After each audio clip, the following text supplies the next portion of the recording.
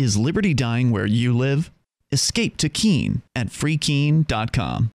Good morning to all of the early birds who came out for Keenevention 2014, the very first panel, which I think is one of the most important panels, and it's important to show up on time, so thank you to everybody who bothered to do that this morning. I certainly appreciate it. We're starting just a few minutes late due to some technical difficulties, but rest assured, these panels are 75 minutes in length. And then after the 75 minutes, there's like a 15-minute buffer, so if they go over, not a problem. We have the guest microphone over here, so if at some point Mark is going to be in charge of the panel, he can open it up throughout the whole thing or open it up at a certain point, but at some point you'll be able to ask questions of these experts. So we'll let Mark do the introductions here. Mark Warden is the Porcupine real estate agent, and he's got himself a table back there. One of the longtime sponsors of Keenevention. He's been with us for both years, so thank you to Mark. And he's actually retiring from his legislative career, at least at this time, as I understand it, to focus more on a very growing real estate business, which is awesome. And of course, he's done a great job of connecting people with real estate. So if you're looking to make a move to New Hampshire, whether you're at home or you're here in the audience, this is the guy to talk to. Mark Warden, thanks for hosting this legislative panel. I should also mention Mark was a two-time, the only two-time, maybe? There has been another. Okay, so one of two-time winners from the New Hampshire Liberty Alliance of the Liberty Legislator of the Year Award, as I understand it. So congratulations, Mark, and welcome back to Keenevention. Thank you very much, Ian. Yeah, this is the legislative panel, by the way. Well, congratulations to you on the second annual Keenevention, and we really appreciate the invitation to be here with you and your guests this morning. And as Ian mentioned, my name is Mark Warden. I live in Manchester and moved to New Hampshire in 2007, inspired by the Free State Project. And it's been a fabulous ride ever since, both legislatively and as an activist, and as he mentioned, business-wise with real estate. Our panel today is going to touch on a number of issues and topics that are legislatively or politically related. So we really encourage questions from the audience, and don't hesitate to raise your hand, come up to the mic, because I think they're recording this event. But we'll talk about elections, local and state, some of the legislative successes that the Liberty community has had over the last 5 to 10 years, and some of the ways for people to get involved politically, even if you don't like politics, as most of us don't. There are great ways to be effective as an activist, and we'll point out some of those avenues as well. So I'm going to let each of my co-panelists introduce himself, starting with Keith. Thank you, Mark. I'm Keith Carlsen. I live in the Monadnock region right here, this beautiful area. My family has lived in this area off and on for generations, and it's really good that I was able to move here after college and experience the wonderful life up here. I, in 2009, was the New Hampshire Liberty Alliance Activist of the Year, and I do politics for a living. I like to say I do live free or die politics. That's kind of my motto. So it's not just a motto, it's a way of life. And I'm going to be talking about some of the success stories politically we've had here, and some of them that have actually not just helped free New Hampshire or restore some freedoms we lost due to statists, but actually helped start national movements that have brought about new laws and restored liberty in multiple states, and hopefully eventually every state and perhaps the world. But I'm really glad to be here, and I'll talk to you plenty more. And Kevin is actually a much better expert on many things. He's a very accomplished man. Thank you all for coming. My name is Kevin Bloom, and I'm currently the political director of the NHLA. I moved here in 2008 and became involved with the NHLA in 2009 with Mark Warden. And one of the first things we did was to go through the entire process and make New Hampshire the first state to recognize nanobreweries as a separate category of brewery. And I caught the politics bug then. Cheers. Thank you. Yes, this is a very weak beer. And that took us a long time. We had a lot of opposition to it. There's the first nano-brewery bill was written in 2010, and it passed and became law in 2011. And, well, it was a struggle against the distributors, the entrenched interests, Anheuser-Busch, and the Liquor Commission all were opposed, including, and of course, New Futures and some other organizations that don't approve of beer. But we managed to get the bill passed, but somehow, at the very end, when we thought everything was done, an amendment was put into the bill that limited the amount that could be served over the counter to 4 ounces, which meant that we had to come back the next year to try to fix that. And finally, in 2013, we got what was called the Nano Brewery Plus bill passed. That allows us to actually sell pints over the counter. So that was what we were shooting for from the beginning. And when the original Nano Brewery bill passed, more, beg your pardon? Thanks. Thank you very much. That's cutting out on me a little bit. When the original Nano Brewery bill passed, which is a microbrewery to everyone else in the country, basically, more breweries opened up in New Hampshire than have opened up here in an equivalent time period since New Hampshire was founded. And that includes post-prohibition. And we're seeing, of the new nanobreweries that can actually sell things over the counter, there's, I don't know how many exactly there are in line now, but it's a lot. And currently I'm involved in building one in Concord. So we'll it makes sense since nanobreweries were born in Concord that we'll finally have one there.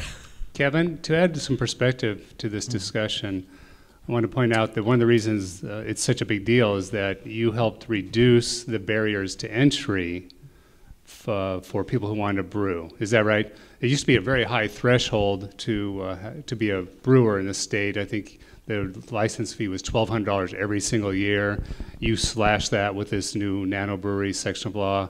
So basically you lowered the barriers to entry in a very smaller government libertarian manner, right? And then something about others being required to have restaurants. Can you explain that distinction?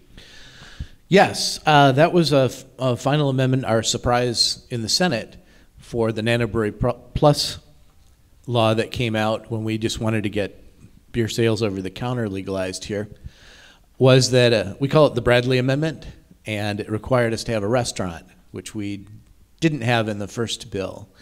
So that was, it turned out this is a smaller type of restaurant. It doesn't have to be full service, and the one at Abel Ebenezer Brewing Company is a sandwich press, and that's it. And I think they're just continuing using the sandwich press for a hot dog rack. But I'll throw this back to you, and really what Mark's talking about is we're lowering barriers to entry. It turns out the free market actually works really well when given half a chance.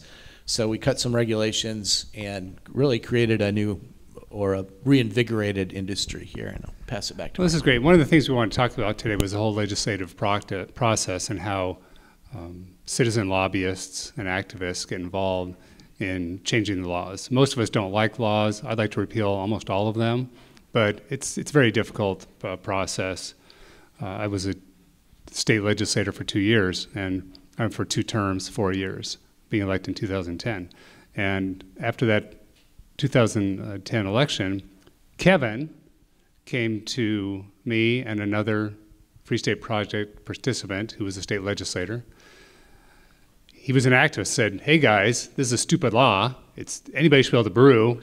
You know, let's expand craft brews. We should make it legal to be a home brewer and start selling your beer. But there are too many hurdles to jump through. What do we do?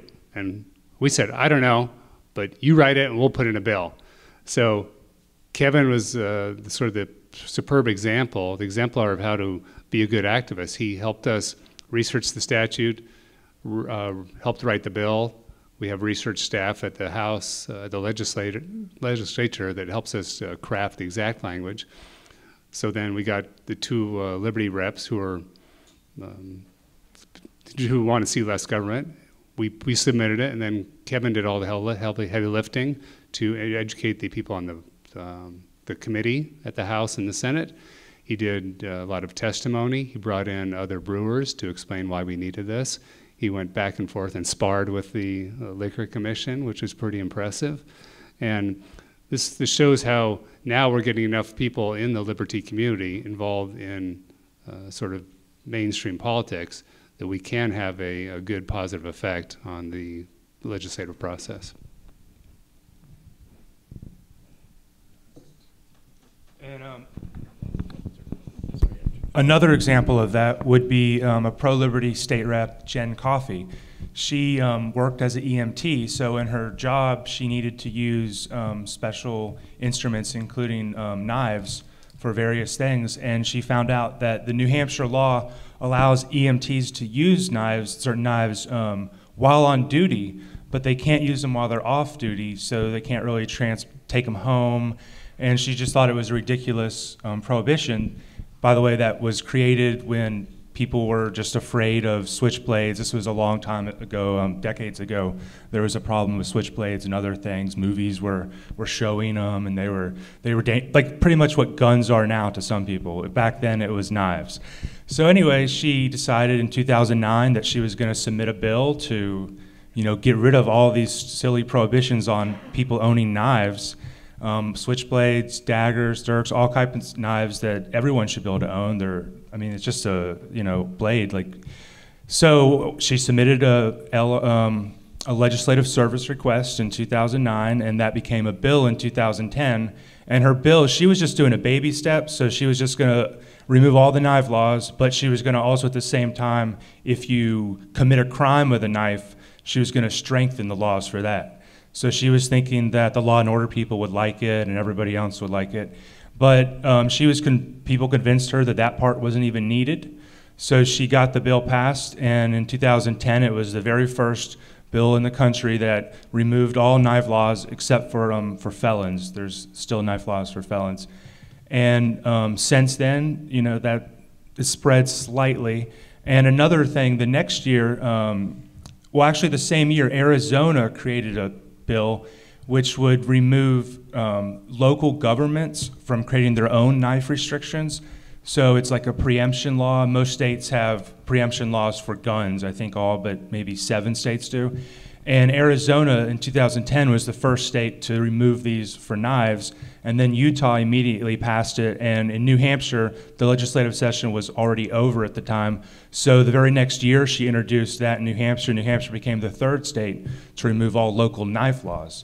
So, and now that's spread to state after state after state. So New Hampshire was on the forefront of this, and it's just continuing to, the dominoes are falling on these silly, stupid prohibitions in state after state.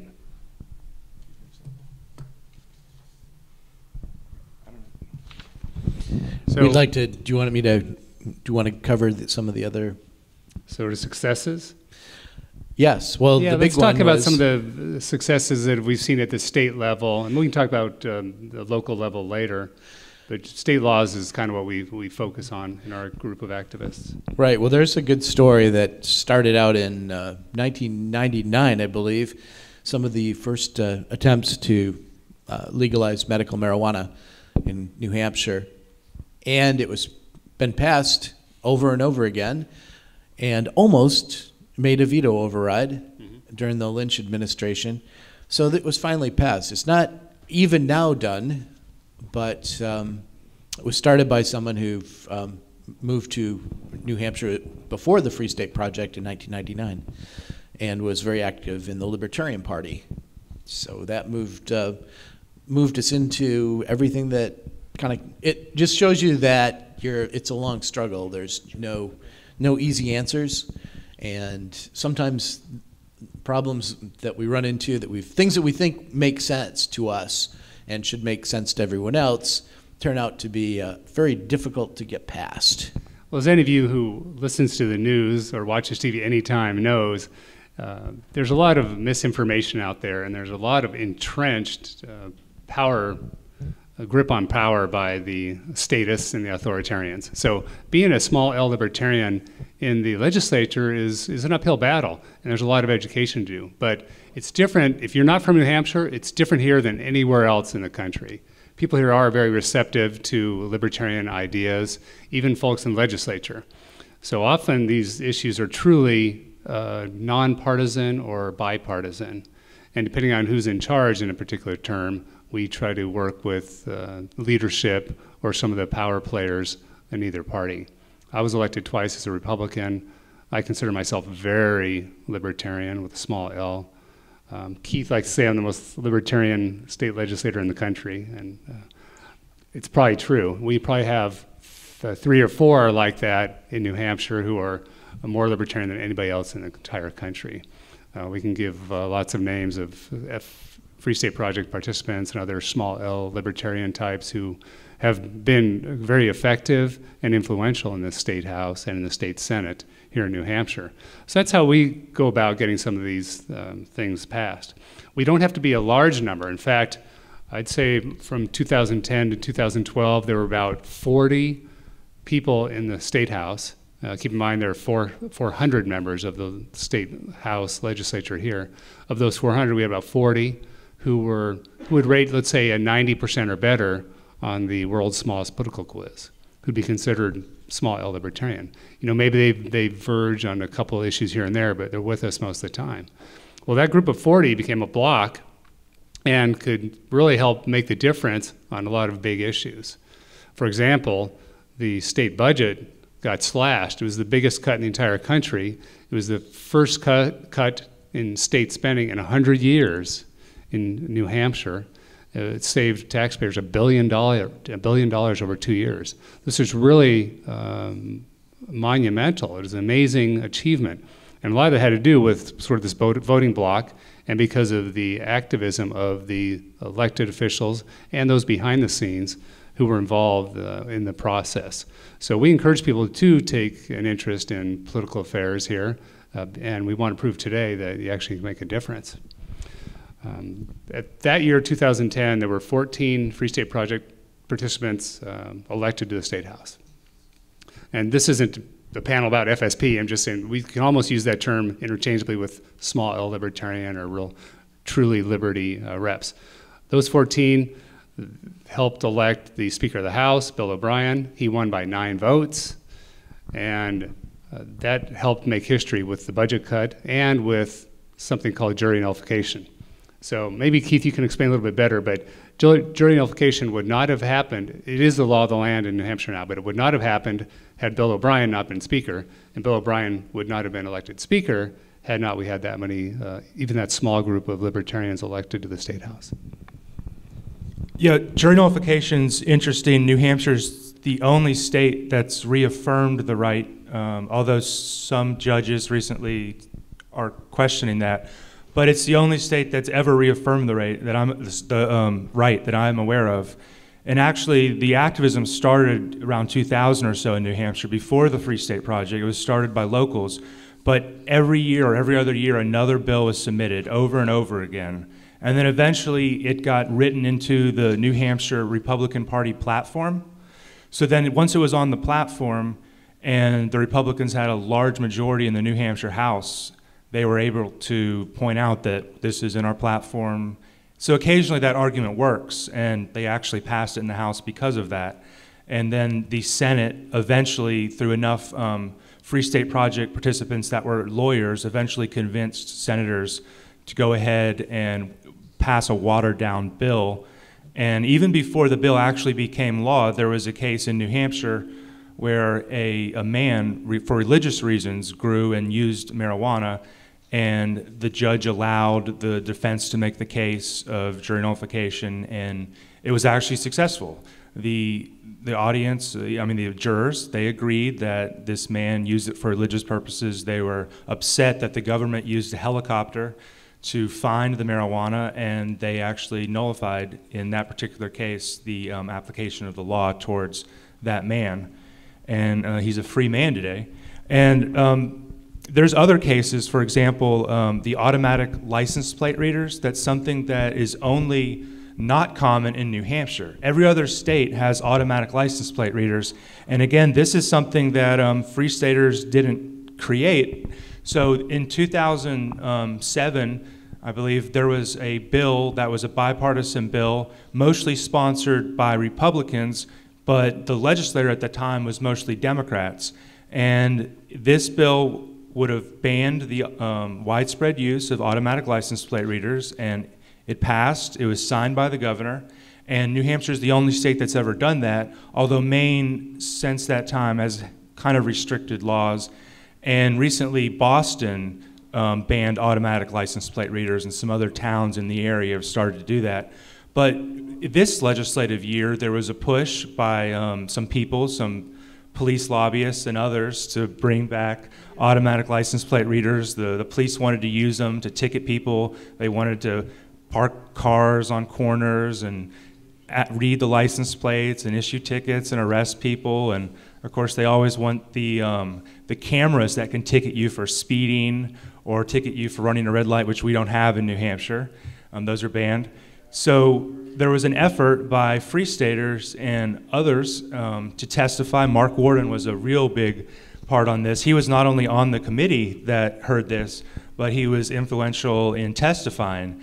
And we were able to convince Mr. Privacy, Representative Neil Kirk, that he was wrong, because he was actually about to say that, well, we have too much privacy in New Hampshire.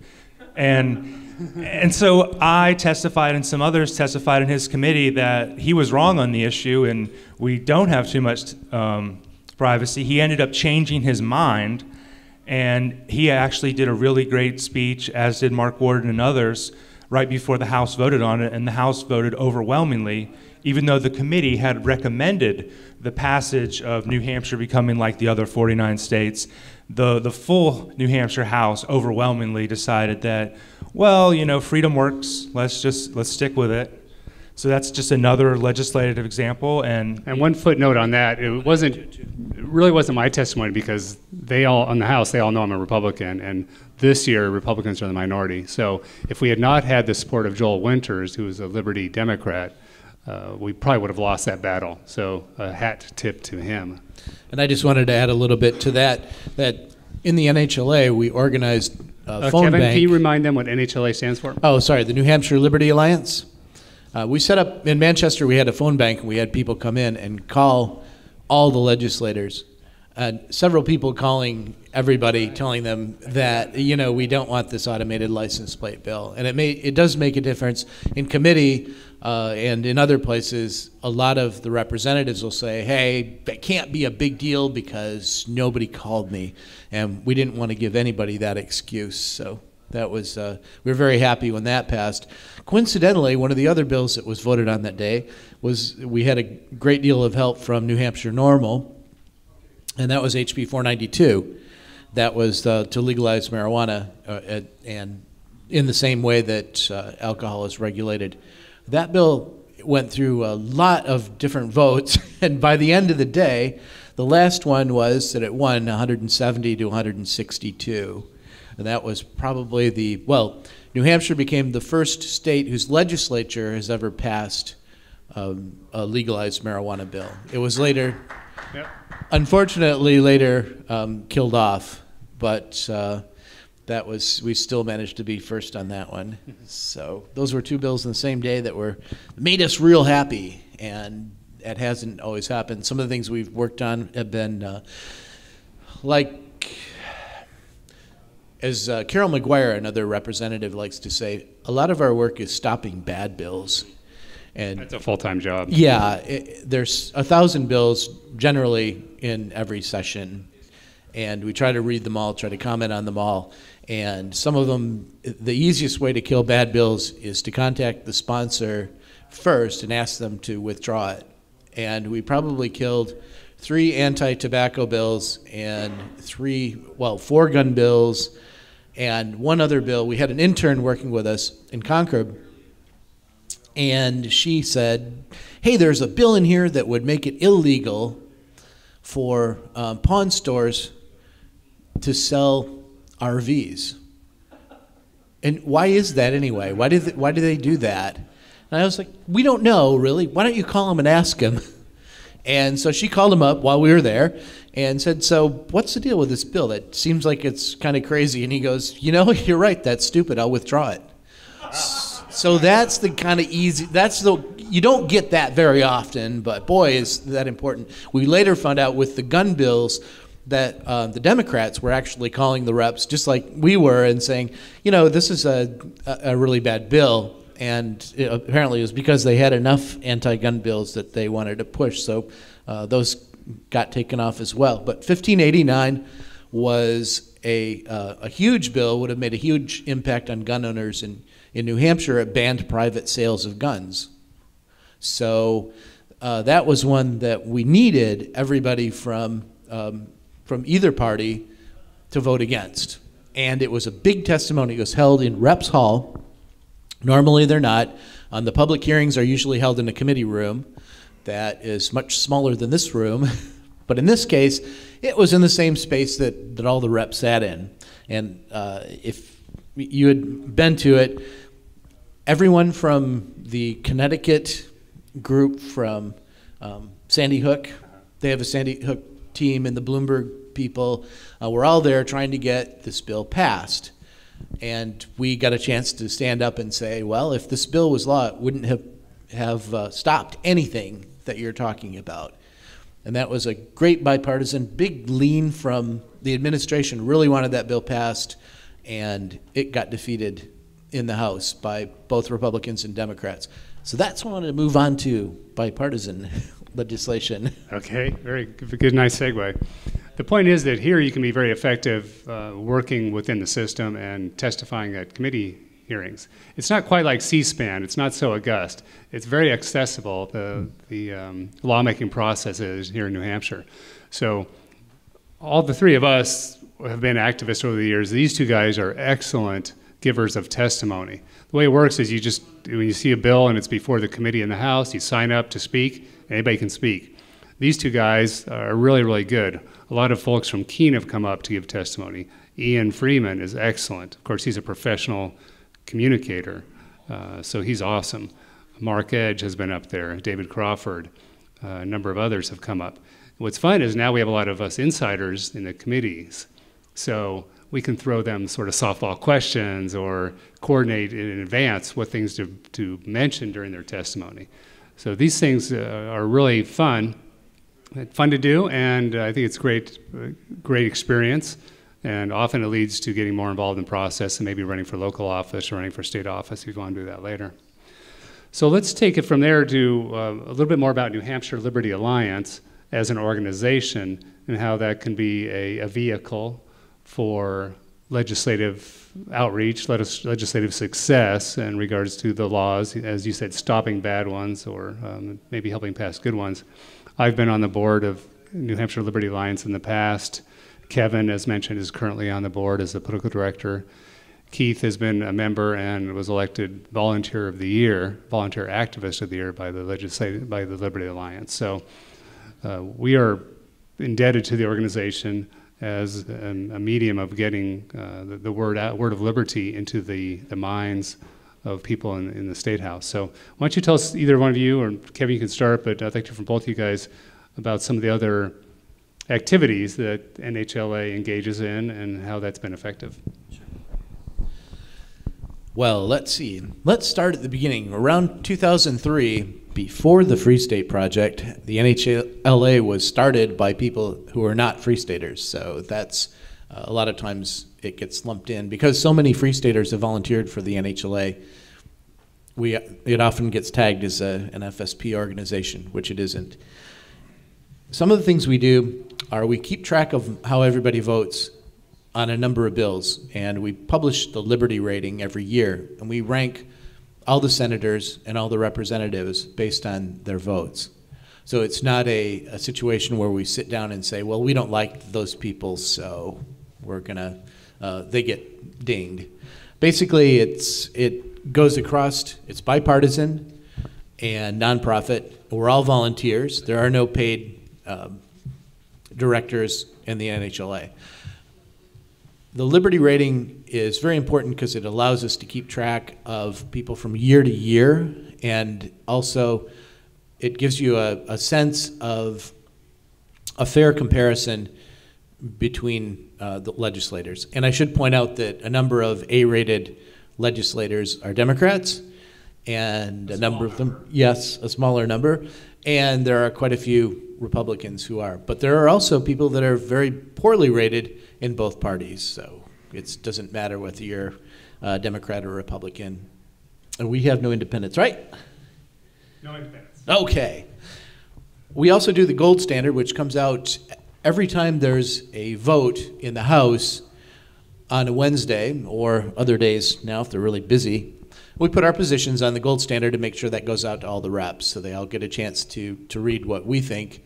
Some of them just read it so they can vote the other way, but a lot of times they look at it and say, there's so many bills that are coming up today. It's a brief synopsis. If you go to the record on the calendar, you're going to have a very, very long statement from the majority and the minority on what they think about the bill. But if you want a one-liner that says, you should vote for this one because this is pro-liberty and it will lower taxes, and that's our standard for evaluating bills are, first off, does it increase liberty or decrease liberty? Does it increase spending or decrease spending? Does it increase government or decrease government?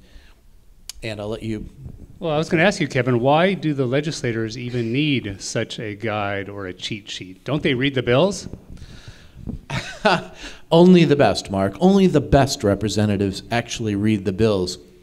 There, as we mentioned before, there's quite a few of them, and some of them are pretty technical and deal with insurance and things, other subjects that cause most people to start closing their eyes about the first paragraph or two in.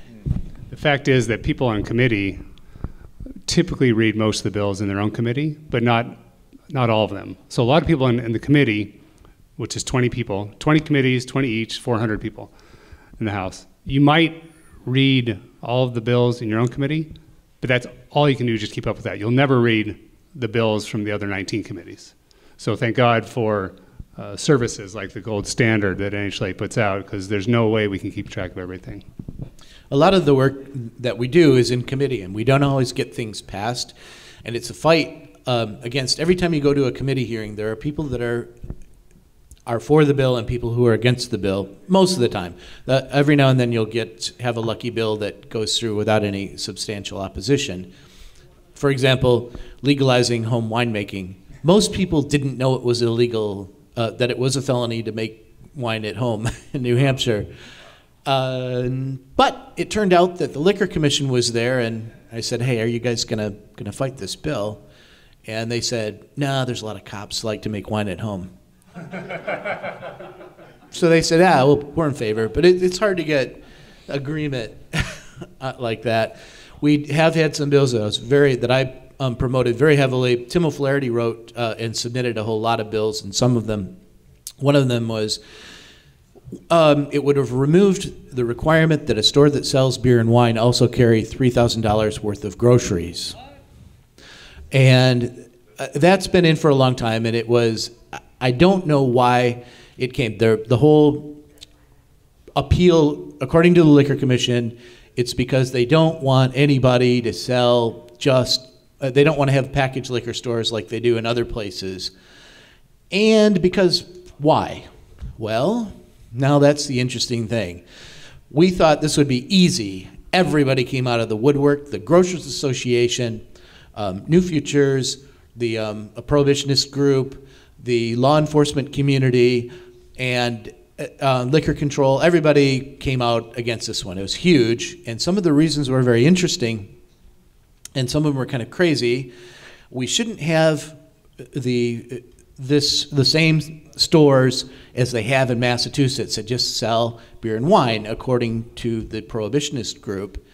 And one of the committee members said, well, statistically, less people per capita drink there, and they don't have to sell food. Of course, there's no real answer to that one.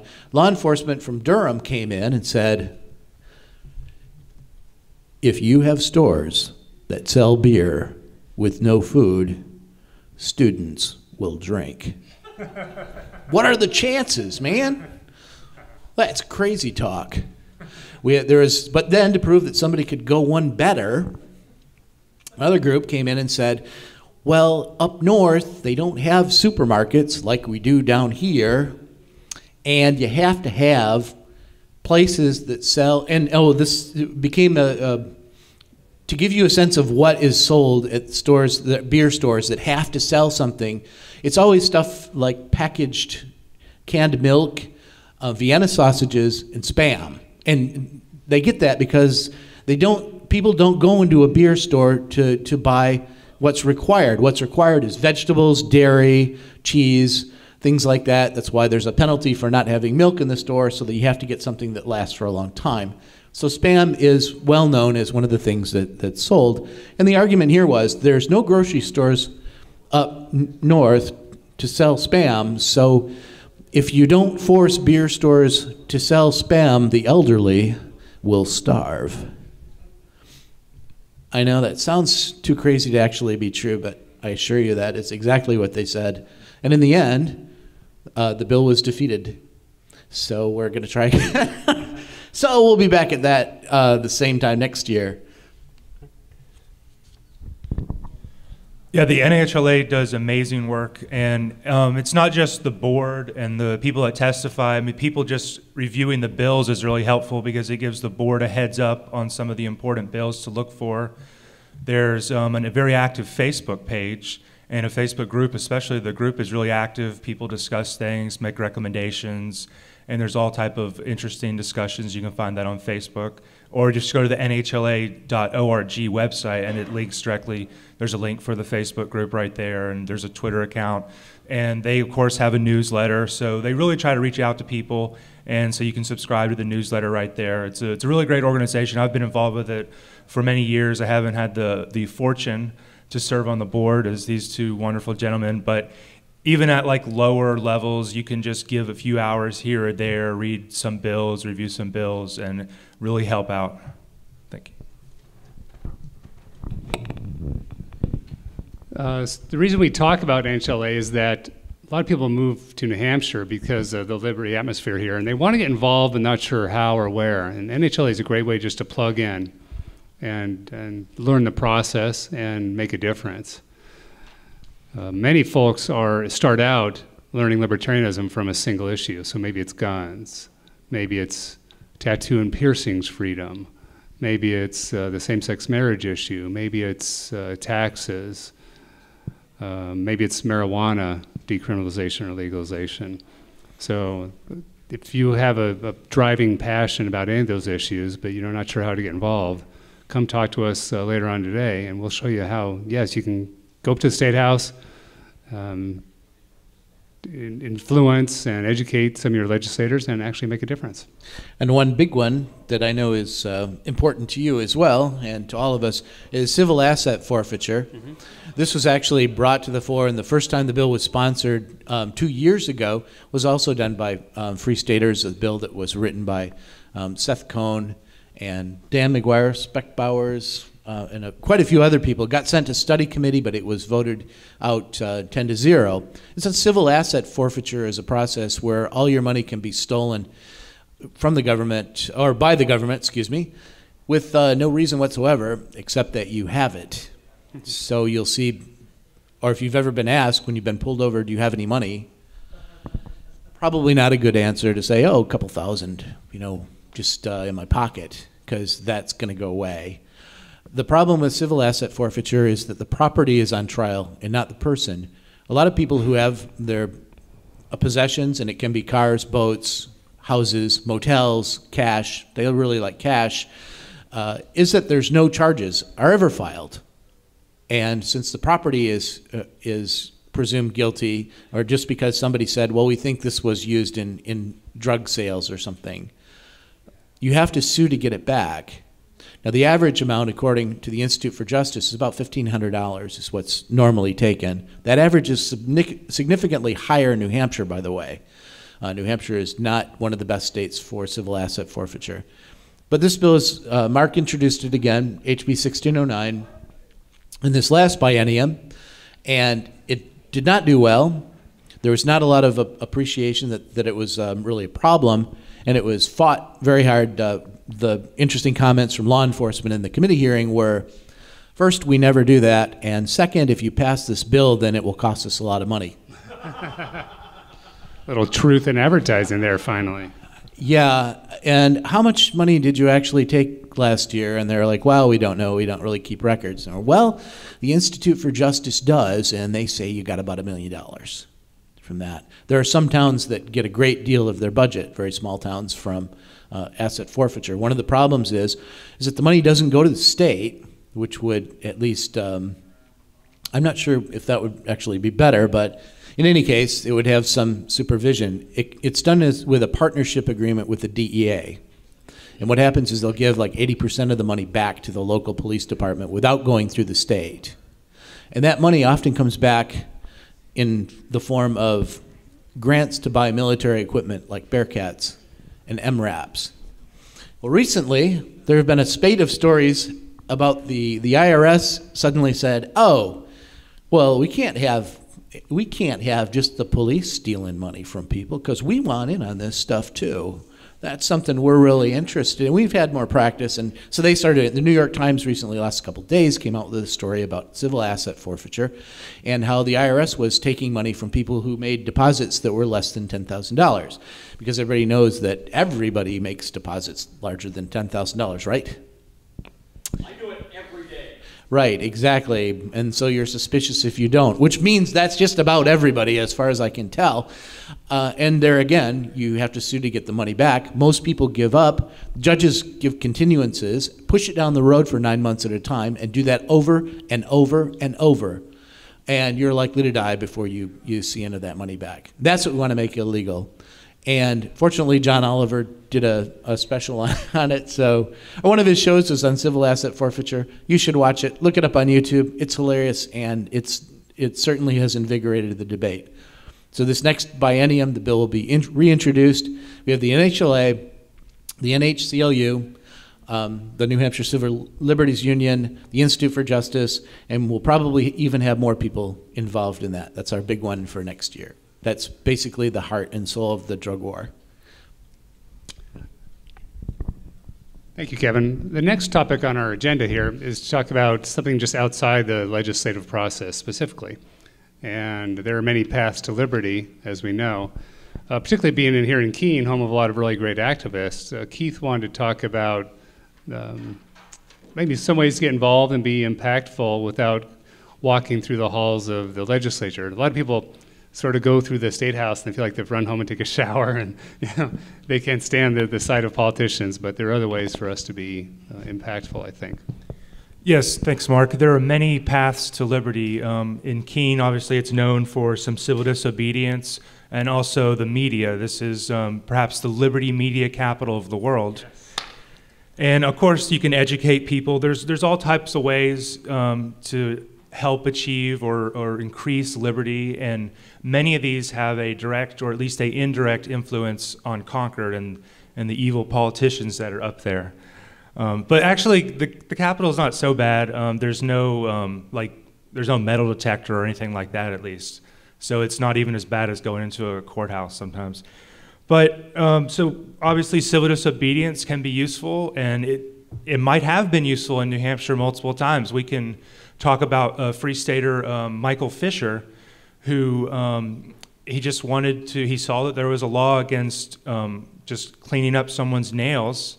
And so he went to Concord outside of the bureaucratic hall for the nail cleaning people. Apparently you need an extensive license. It takes, or at least at the time, it took well over 1,000 hours to be qualified to polish someone's nails.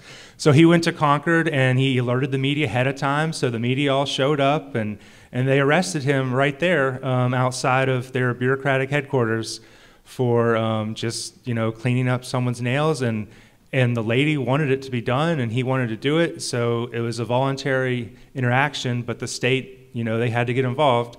And so you can debate whether the law changed because of that or not, but shortly after that, the New Hampshire law on that was changed, and while it's still an extensive amount of hours required, an insane amount of hours required, it's less than 1,000 now, I believe, that it requires to be qualified to touch someone's nails with a file. So that's a successful story of civil disobedience, and of course being the media is very important, and freekeene.com is very useful for political means, for promotion of anything really, breaking news stories. But when there's a political bill in Concord, Ian will come up there oftentimes and testify, and it'll often be recorded, and then it goes on Free Keene, and then people share that on Facebook, and then other people learn about the issue because of that, and then they either email their state rep, or they call their state senator, or they send it to their friend. And since there's so many, as Mark was explaining, 40 or even greater pro-liberty, really pro-liberty state reps, when you share stuff like this on Facebook, a lot of times now you're Facebook friends with state reps or state senators. So then they get the message and they see the video, and if they weren't even on the committee, they might watch the video or hear that and see that their friends feel a certain way on a bill. And so you're indirectly contacting the state reps, and it influences them. Keith, the problem with elected politics is people take themselves very seriously up there. They think they get elected, so they want to go do something. They got to pass a law. Let's change the law. Let's do something, anything. So sometimes it's good to remind them how many really ridiculous and silly laws there are on the books. I remember I attended Dave Ridley's illegal puppet show one year at the State House steps. Yes, sometimes they don't realize that they only make $100 a year, and they think they have more power like they do in every other state. They actually pay their legislators money. But here, we refuse to give them air conditioning, and we don't pay their money. And they used to have, there's a state ski area in northern New Hampshire, and they used to be able to get tickets to investigate the ski area in the winter. And so we realized that was something that they were abusing. So they made sure they got rid of their investigation. But I would just like to talk about a passion that I have. There's a seatbelt law in 2009. It was HB 383, and the NHLA was instrumental in stopping it. And this was something that every other state has. Adult seatbelt laws, that's something that you see whenever you leave New Hampshire and drive anywhere out of the state. There's immediately at the border, there's a sign that says seatbelt law or something like that. So the federal government decided that in 2009 that the governor in New Hampshire is a Democrat, the state house is all controlled by Democrats, so why not try to bribe the state government? Give them over $1 million, and then we'll be like all the other states. And maybe the president thought that was a good idea, or someone in DC, but it turns out that there was a little bit of resistance to that. They did have lobbyists come in from all over the nation. A lot of national medical organizations came and decided to, tell us that we're stupid and we need to get with modern society, and if you don't wear a seatbelt, you're an idiot. And they had even local groups like AAA of Northern New England got involved. And it was pretty crazy. Some of these organizations, car dealerships, got involved and said, hey, you guys need to have a seatbelt law. But the NHLA, through the work of some of the people on the board at the time, Dennis and others, they organized a phone campaign which contacted tens of thousands of people, putting many of them in touch with their senators. They organized a mailing campaign. They also organized a door-to-door campaign for flyering, which reached over 5,000 households. And that was targeting basically powerful people in New Hampshire, powerful people's neighbors in New Hampshire, and it was a very persuasive flyer, and also just whole districts, just thousands of voters in some of the swing districts where we knew that while New Hampshire tends to swing more than most states between Republican or Democrat, depending on the national swing, a lot of the districts can swing either way. So we knew that this person, they might be in a Democratic district this year, but next year, when they're up for re-election, it's going to be a Republican district. So they have to think about that. So we were able to go through it. In fact, in the House, they had a huge, actually, you were explaining earlier that there's Representatives Hall. So like a really important bill with a lot of people testifying, they have it at Representatives Hall. So they did that. And then only like half the people that wanted to testify against the bill were able to. So then they had another hearing, but they saw that it was all people that were against the bill, so they canceled that hearing. Then they had it again in Representatives Hall. So it was this huge ordeal. And there were free staters there, and there were other pro-liberty people that weren't even doing really serious political testifying, there was like some humor. Basically, there was a guy that came in chains, and then there was a guy that came in a helmet, and he was explaining that statistically speaking, if you wear a helmet while driving a car, you're less likely to be injured. So it was theater, but it was fun. It didn't really hurt any side, and it's just a fun thing that you don't have to be into politics. You can just show up and film it and put it on YouTube or websites. So anyway, eventually the Senate voted 14-10, I believe, to table the bill, and the president lost. Governor Lynch was probably going to vote for it, we're not sure, but 4 Democratic senators said, we're just afraid of this bill. We're afraid of the NHLA. We're afraid of the Free Staters. We're afraid of becoming like the other states. And it was funny because not long before they voted that way, one of the state senators was in the Nashua Telegraph saying that, well, I'm a libertarian on a lot of issues, but in this one particular case, I don't know. So that's a pretty common thing you see. Whenever they want to promote their pet project, they'll claim that they're really libertarian, but on this particular issue, that they're not libertarian. So Keith, just on your bill, I just wanted to ask you this question because people probably don't know this. Insurance is also not required in New Hampshire. We're the only state that doesn't require insurance or seat belts. Car insurance. Car insurance. But Keith, maybe you could tell everybody, is New Hampshire less safe than the other states that have both of these things? That's a great question. And there was another bill the same year to require auto insurance, and it went to the democratically controlled House committee. And again, Jen Coffey was on that committee, State Representative Jen Coffey, and the committee voted unanimously against the bill. So every single person on the committee was against auto insurance being required in New Hampshire. And yes, it's the only state like that, the only state like that. Also seatbelt laws and motorcycle helmets, right? So it's one of the few states that doesn't have motorcycle helmet laws. But when it comes to driving on the roads, New Hampshire is consistently one of the absolute safest states to drive per mile. It has one of the lowest death rates per mile driven. And we're 49th. In fact, we're 49th in terms of fatalities per capita per mile. And in fact, when they do studies of people who actually wear seatbelts in their cars, they have found that New Hampshire drivers wear them in much greater numbers percentage-wise than in Massachusetts, where it's mandatory. So liberty does work, yes. We encourage you to come up to the microphone here if you have any questions about some of the things we're discussing today. A lot of news has been made about these militarized vehicles and militarized police forces. Unfortunately, we've seen some of that here in Keene. We see it in Concord. And there was an issue with the so-called Bearcat armored vehicle. So we'll get to that in a minute. These guys can talk a lot about that. They were involved with that rally. But if you have a question, Daryl, please come on up and speak into the microphone. I've actually got one. Is this on? Yes. Okay. I've actually got several questions.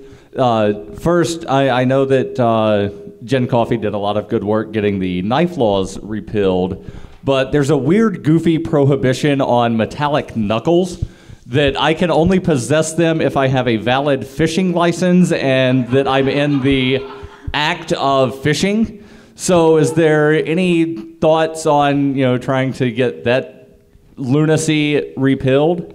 I actually brought my brass knuckles into a committee hearing or a committee meeting one day, dressed up suit and tie, dropped, because we had the cops in there, they were testifying some other stupid bill, and I dropped my brass knuckles on the table and I said, hey guys, do you want to come arrest me? It's illegal for me to have these. And they just sort of rolled their eyes. But no, there are a lot of stupid bills on the books, and they always claim we're going to keep it there just in case we need to throw that one extra charge against somebody. But frankly, that is very low on the list of priorities. So no, it's not on the radar right now. It's also illegal to collect seaweed or rockweed at night. It's not illegal to collect during the day. So any ideas why it's only illegal at night? No, I don't know what rotweed is. But if you would like to write that up, we'll find a sponsor from the Seacoast to help you push that bill through, to repeal that. Keep going, because I love repealing both. Okay. Let's do it. And also, I'm not sure, you guys may or may not be aware that New Hampshire is the only state in the country that, since ballot access laws have been introduced or been in existence in the late 1800s, New Hampshire is the only state in the country to have never had a ballot access improvement bill or actually go through. It's arguable that creating the party petition was an improvement, but it's only been used twice. And in both cases, it took the Libertarians over 12 months to collect the large number of signatures. There was a bill passed earlier this year that says you can only collect during the year of the election. And luckily, the NHCLU stepped forward to file a suit on that. There was a slight improvement bill that went through the House last year, but died in the Senate, and it was killed on a party line vote where all of the Republicans voted to kill the bill that would have lowered the vote threshold from 4% to 3% for a political party to be recognized with party status.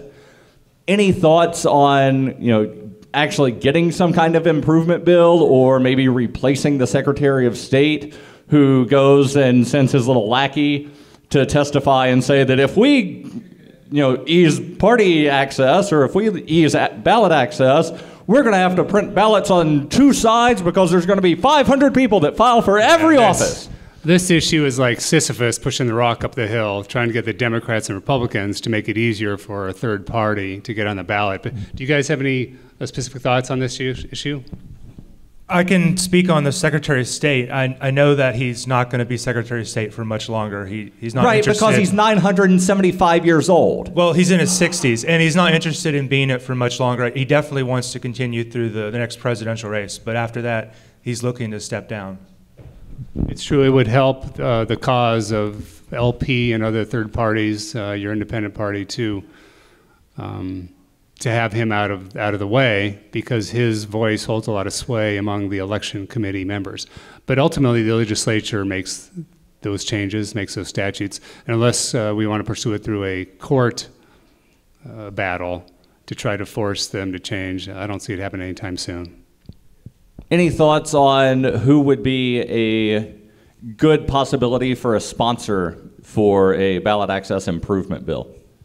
Because I have several proposals written up, and there's actually been a couple of Free State Project participants that have told me that I'm wasting my time trying to improve ballot access, that people should be forced to be either Republicans or Democrats, because like running as anything else is a quote-unquote waste of time. But if you look at states that have fair ballot access, such as Vermont, Maine, and Minnesota, you see that there actually are members of minor parties that are in the legislature. And with that, I'll go sit down. I'd like to pick that up and just answer your question a little bit.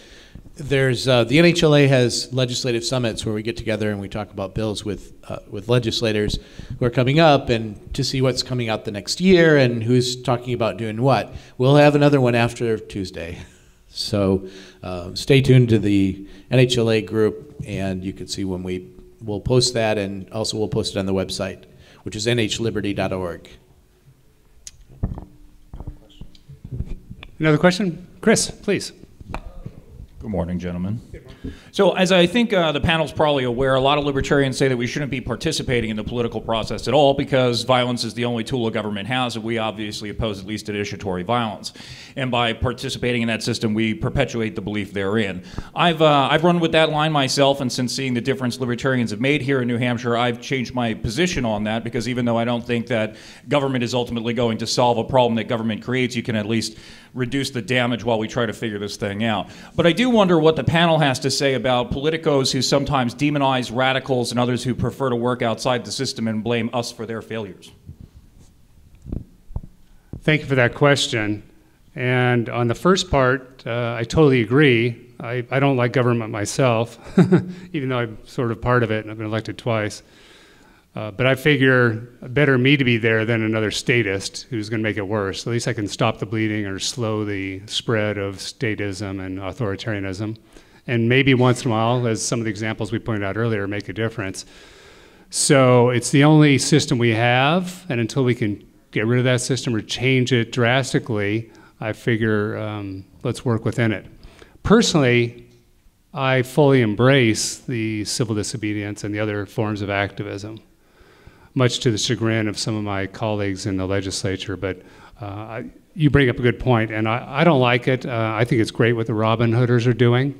I think it's funny as hell that the city is spending tens of thousands of dollars to sue people who are putting nickels in meters. It's just, it should be in catch-22. It's that type of silliness that points out the gun in the room. So I'm with you, and it's hard for me to get in the head of these others, other than I would encourage other legislators and people who believe in the system to not disparage the work you're doing.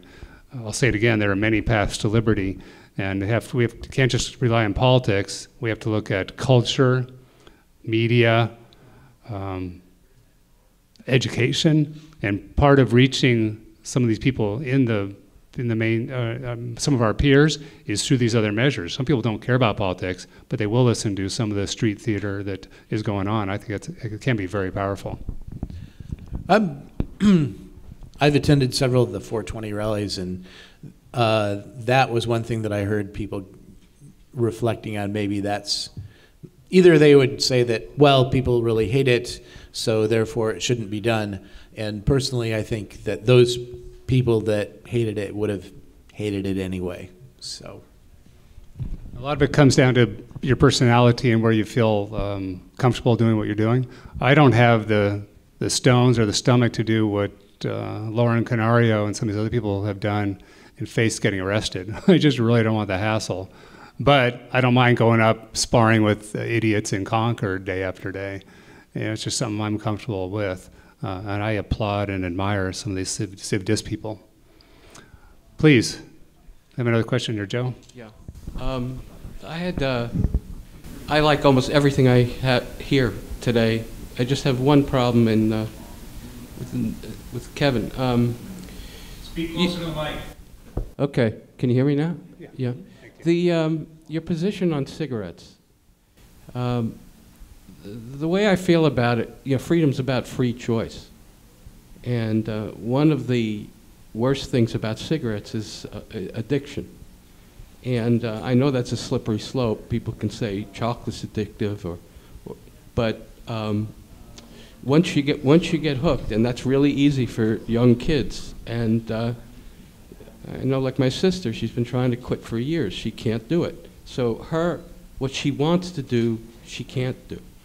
And that seems to me, that's lack of freedom. And that's the issue with this product. And with your three items, the three things you look for, you don't hold corporations to task when they may be the cause of oppression, cooperating with government or like cigarettes. Okay, so I don't know. What do you think about that? Do you think cigarettes take people's freedoms away? I think people make decisions that cause them a lot of problems, but it's their decision to make. I quit smoking after smoking for 15 years, and I started when I was a kid, but I blame peer pressure. But no corporation made me smoke cigarettes. So I can't really address that. You have to, I don't know what you would do to stop it, really. In terms of, there have been laws against smoking as long as there's been smoking. It was at one point in time in England, smoking tobacco would get your nose cut off. That was a punishment for smoking. There's also a death penalty for drinking coffee. As Hunter S. Thompson once said, smoking opium has been illegal in China for 3,000 years, and people still smoke opium because they like to smoke opium. So I don't want to create another, and of course you know about prohibition. I think it's addiction, the study of addiction is good to know. It's good to know how to help people quit. It's important that people have options. And if you can talk, it's got to be persuasion though. There's so many, it can't be, laws against behaviors are ineffective. It's depending on how you look at what they're really supposed to do, and in all too many instances, the laws against things are meant to generate revenue for government. Right. Okay. Well, that's they don't care about you and your smoking. But here, that's actually a thing here. If government's going to take your money anyway, and it's, you know, some governments take your income, which is really unhealthy because that's an influence not to make you productive. You know, if you take the people's money who work, then they're going to be less likely to work. But if you, let's say you tax cigarettes, you could lessen taxes elsewhere. And it hasn't worked so far. We tax cigarettes more than a lot of other things. And it's a slippery slope when you start using the argument of sin taxes or vice taxes, because then you're just feeding into the hands of the Michael Bloombergs of the world who are going to say, well, if we're going to pay for your medical care, then we should limit the size of the soda that you can drink. Now Obama says, well, we're going to take care of everybody from cradle to grave with your health care, so we should mandate what you can eat, drink, or smoke. So they're going to use that against us as a club to start limiting things that we do like. So you and I don't like cigarette smoke. I watched my mother die from COPD for being a lifelong smoker, and it was tragic, but I fight for the right of everybody in this room to smoke in public property. Unlike private property, I think they should do what they want for making rules. But if they're coming next, if we agree with the authoritarians to limit companies from selling tobacco, then they never give up. They're coming after us next for candy bars, for soda, for beer, for unpasteurized milk, or for anything else that is the bogeyman bad food of the day. So whatever the problem is, whatever the issue is, whatever the public health risk is, more government is generally not the answer. I agree with you, and I am concerned about the slippery slope problem, but I'm also concerned about the lack of freedom when someone slips, when someone makes a mistake, and then he's hooked for a long time. Yeah, it's bad, and we have this argument in committee all the time around drugs. Not so much marijuana, because that's not quite as addictive as others, but a pure libertarian might want to legalize cocaine or heroin, and the question is, are we better off using the state to lock that person in jail, or use the state to take somebody's taxpayer money to offer therapeutic counseling, or put them in a taxpayer-funded hospital? I don't know. These are very, very tricky situations and very tricky questions. We have 2 minutes. We have time for one more question. Please, Yuri. So I wonder how to get more people involved, how to get more volunteers. Obviously, you may use volunteers to work on bills, to testify, for sign waving and so on. But maybe today you may see like a couple dozen volunteers who will watch video from convention. You maybe have 100 volunteers in HLA. But I mean, there are like probably thousands of libertarians in New Hampshire who maybe once a year could help or donate, but they don't know, they can't come to every conference. So how to reach out to people, how to connect, how to find? Yeah, this is the timeless universal question, how to get more volunteers. Right, info@nhliberty.org. And we'll get back to you. I was going to recommend to Ian that he not let anybody leave here today, leave this room without signing up to hold a sign on Tuesday, election day, but I'm sure these anarchists would find out a back door out of here or something, so that's not going to work. Any final thoughts from the panel? If not, we do encourage you to get involved in whatever way works for you, in whichever way you feel comfortable or feel inspired. There are many paths to liberty. Legislative and activism and lobbying is just one of them. But it's worked well, and it can be very, very successful, and we encourage you to join us on that journey. So and thank you for attending. Thank you all for getting up early and coming out.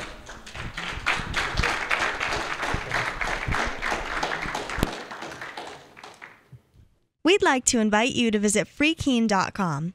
Freekeene.com features audio, video, and blogs chronicling the transition to a voluntary society. FreeKeene.com also has comments and discussion forums so you can be heard. FreeKeene.com. I should be in Keene, New Hampshire with the Free Staters.